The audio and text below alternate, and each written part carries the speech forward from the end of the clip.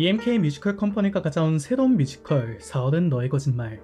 우리나라 관객들에게 너무나 익숙한 작곡가 프랭크 와일드원이 작곡을 맡고 동명의 일본 만화를 원작으로 한 작품인데요. 과연 이 공연은 원작의 감성과 메시지를 어떻게 무대에 구현했을까요? 그리고 그것이 우리에게 어떤 의미로 다가올까요? 지금부터 함께 살펴보겠습니다. 작품의 주인공 아리마 코세이는 한때 피아노 콩쿠르에서 인간 메트로놈이라고 불리며 완벽한 연주를 해내던 피아니스트였습니다. 하지만 몇 년 전 어머니의 죽음 이후로 트라우마를 갖게 되며 연주를 그만두게 되죠.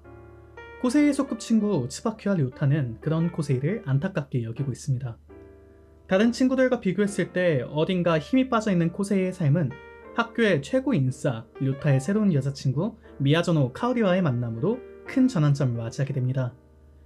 바이올리니스트로 콩쿠르에 참여해 자신만의 연주를 선보이는 카오리의 모습을 보자 코세이의 마음이 움직이기 시작하죠. 작중 표현을 빌리자면 코세이를 둘러싼 모노톤의 세상이 컬러풀하게 변하기 시작한 것입니다. 본 작품은 카오리와의 만남 그리고 연주 과정을 통해 점차 성장하는 코세이의 모습을 다룹니다. 장르적으로는 성장물이라고 할 수 있겠네요. 그리고 그 성장의 핵심은 바로 결과에 집중하지 않는 것에 있습니다. 악보대로 쳐야 높은 성적을 받을 수 있는 콩쿠르에서 자신만의 연주를 하는 카오리는 다른 연주자 혹은 평가자에게 이단화 취급을 받습니다. 그러나 그녀는 오선지안에 갇힌 평범한 연주를 거부하고 누군가의 기억에 오랫도록 남을 수 있는 자신만의 연주를 추구하는 인물이죠. 때문에 콩쿠르의 결과 따위에는 크게 연연하지 않는 모습을 보여주기도 합니다. 이것은 콩쿠르에서 최고의 성적만을 요구하며 혹독한 연습을 강요하던 코세이의 어머니와는 확연히 다른 모습이라고 볼 수 있겠습니다. 아이러니하게도 그의 천재성과 완벽함이 그를 고립시킨 원인이라는 점을 생각하면 코세이가 카오리를 보며 변하기 시작한 것이 자연스럽게 다가올 것 같습니다. 결국에는 아리마 코세이가 주위를 둘러보지 못하는 딱딱한 연주, 동시에 자신의 음악 소리를 듣지 못하는 심리적 불안 상태에서 벗어나 자신만의 기억과 감정을 담아낸 연주를 할 수 있게 된 발판이 되기도 합니다.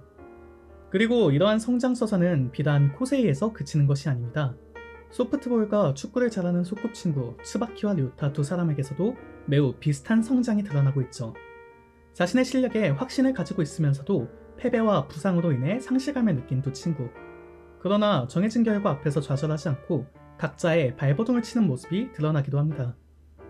작품은 스포츠 그리고 음악이라는 영역을 통해 결과 혹은 성적에 집착하는 대신 자신만의 발버둥을 통해 내면적으로 성장해내는 사춘기 청소년들의 모습을 그려내고 있습니다. 앞서 본 공연 4월은 너의 거짓말은 만화 원작이 있는 작품이라고 설명했습니다. 해당 작품에서는 색감, 그러니까 일종의 채도가 연출적으로 매우 중요한 역할을 하고 있습니다. 예를 들어 어머니의 죽음이라는 거대한 상실 이후 세상이 모노톤으로 보이던 코세이가 미야조노 카오리를 처음 만나는 순간 작품은 빛나도록 아름다운 봄날의 색깔이 펼치죠. 코세이가 과거의 트라우마로 인해 자신의 피아노 소리가 들리지 않을 때면 마치 바닷속에 잠겨있는 것 같은 연출을 보여주기도 합니다. 개인적으로는 이처럼 원작 특유의 색감 연출을 본 공연이 어떻게 보여줄지 궁금했습니다. 그런데 공연은 기대 이상의 연출 방법을 제시했어요. 앞서 얘기한 만화적 연출 기법들이 무대 연출을 통해 완성된 것인데요. 예컨대 코세이가 연주를 하며 트라우마에 빠지는 순간 마치 바닷속에 잠긴 것 같은 청록빛의 조명이 천장에서부터 무겁게 내려와 온 무대를 감싸기 시작합니다. 숨이 막혀오는 특유의 압박감과 코세이가 느끼는 스트레스를 너무나 잘 묘사했다고 생각해요. 그가 상실감을 느낄 때 흑백에 가까울 정도로 모노톤이었던 무대 위의 조명이 내면적 성장 그리고 카오리와의 만남을 통해 화사하게 물들어가는 것도 인상적입니다. 특히나 인상적인 무대 세트는 공연 중 상당히 많이 사용되는 나뭇잎 세트였는데요. 조명의 색감에 따라서 아름답게 꽃핀 봄날의 햇살과 꽃잎 혹은 나뭇잎 사이로 내려오는 달빛 등으로 묘사되며 특유의 컬러풀한 톤의 만화를 만들었습니다. 이처럼 원작에 대해 이야기하는 만큼 만화 혹은 애니메이션이기에 가능하다고 생각한 일부 연출을 무대 위에서 구현하는 것도 흥미로웠어요. 무대라는 제한된 공간 안에서 LED 스크린을 활용한 연출 방식이 인상적인데요. 이는 이막에서 더욱 두드러졌습니다. 예를 들어 학교 옥상에서 바라보는 밤하늘, 병원에서 바라본 눈 내리는 하늘, 코세이의 마지막 연주 중 등장한 심상 등 다양한 장면의 LED 스크린 연출이 원작에서 느낄 수 있던 진한 감정선을 현실의 무대 위로 올릴 수 있게 도와주고 있습니다. 그리고 결국 이와 같은 다양한 연출을 통해 단지 코세이의 세상뿐만이 아니라 관객들이 보는 이 공연 자체가 컬러풀하게 물들어가는 것을 볼 수 있었네요. 사흘은 너의 거짓말은 청소년의 성장과 더불어 풋풋한 사랑을 함께 다루는 작품입니다. 그런데 처음 작품을 보면 코세이와 카오리의 사랑이 어딘가 이상하게 느껴질 수도 있을 것 같습니다. 어디까지나 카오리는 료타의 여자친구이고 코세이는 친구 A이자 데타 혹은 반주자일 뿐이었으니까요. 코세이가 카오리에게 사랑의 감정을 느끼는 것과 별개로 카오리의 행동이 어딘가 이상하게 느껴질지도 모르겠습니다. 단지 피아노를 치지 않는 피아니스트에 대한 호기심 혹은 동정의 감정을 느낀다고 보기 어렵습니다. 카오리의 행동과 말투 속에는 좋아하는 사람에 대한 관심과 애정이 느껴졌기 때문이죠. 그런데 작품은 크게 두 가지 반전을 활용해 나름의 개연성을 만들어내고 있습니다. 먼저 카오리가 매우 심각한 병으로 인해 시한부 환자인 상황에 하는 것. 따지고 보면 일본의 각종 문화 콘텐츠에서 곧잘 만날 수 있는 설정입니다. 불치병이나 기억상실 등의 이유로 슬픈 결말이 정해진 여자 주인공 같은 부류죠. 이 반전으로 인해 코세이는 어머니의 죽음 이후 다시금 큰 이별을 맞이할 수밖에 없게 됩니다. 일본의 소설 이치고 동맹을 모티브로 한 이 슬픈 사랑 이야기는 결국 이루어질 수 없기에 보는 이에게 더 큰 여운을 남겨주고 있어요. 이런 지점에서는 우리나라의 소설 소나기와 유사한 면이 있다고 생각됩니다. 어린 학생들이 보여주는 풋풋한 사랑, 하지만 끝내 이루어지지 못한 애틋한 사랑이 주는 끝맛이 인상적이죠. 다음 반전은 이 작품의 제목에도 들어가는 거짓말과 관련되어 있는 것입니다. 원작과 본 공연의 마지막 장면에서야 그 의미가 분명해진 카오리의 거짓말. 그러니까 미야자노 카오리가 와타리 료타를 좋아한다는 거짓말이 그것인데요. 이 거짓말은 단순한 플롯 장치가 아닙니다. 카오리가 코세이에게 남긴 마지막 선물이자 그녀의 사랑을 표현하는 방식, 그리고 코세이의 성장에 중요한 역할을 하는 계기가 되죠. 혹자는 이것이 조금은 이기적인 혹은 질 나쁜 거짓말이었다고 생각할지 모르겠습니다. 그러나 개인적으로 작품 속에서 코세이와 카오리가 평범한 연인 관계가 아니었기에 둘의 감정선이 더욱 빛났다고 생각해요.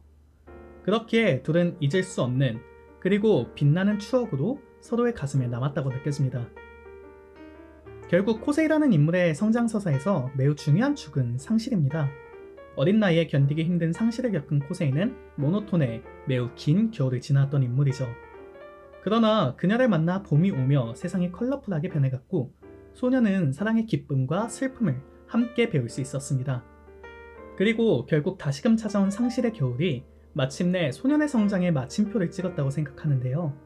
긴 겨울을 지나 그녀와 만났던 봄이, 이제는 그녀가 없는 봄이 여전히 컬러풀하게 보이는 것이 바로 그 성장의 증거가 아닐까요?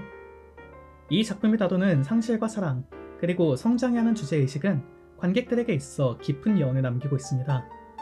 카오리와의 만남이 코세이에게 봄을 선물했듯 관객들에게도 삶의 아름다움과 애틋함을 다시 한번 생각하게 만들지도 모르겠네요.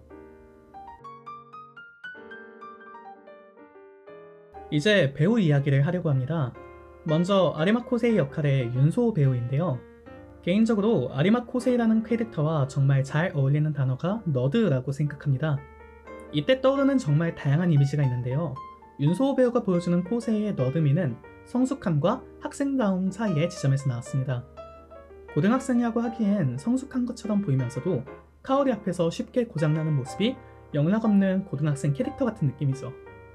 원작의 경우 중학생 소년소녀의 이야기였다면 본 공연은 성인 배우가 보여주는 고등학생 소년소녀의 이야기이기 때문에 제법 자연스러운 변화라고도 느껴집니다. 더불어 평범한 일상을 잘 이어가다가도 트라우마가 떠오를 때마다 심리적으로 몰리는 특유의 느낌도 무척 잘 표현했던 것 같네요. 개인적으로는 윤소호 배우가 보여주는 특유의 성숙미 때문에 시작과 끝, 그러니까 성인이 된 시점에 코세이가 과거를 회상하며 기억 속으로 돌아간 느낌이 풍겼습니다. 절대 잊지 않겠다라는 다짐을 하며 마침내 성장한 코세이의 모습을 만날 수 있었죠. 다음으로 미야자노 카오리 역할의 이봄소리 배우입니다. 저는 카오리 자체가 제법 만화적인 캐릭터라고 생각하는데 그 특성을 전혀 어색하지 않게 표현하고 있습니다.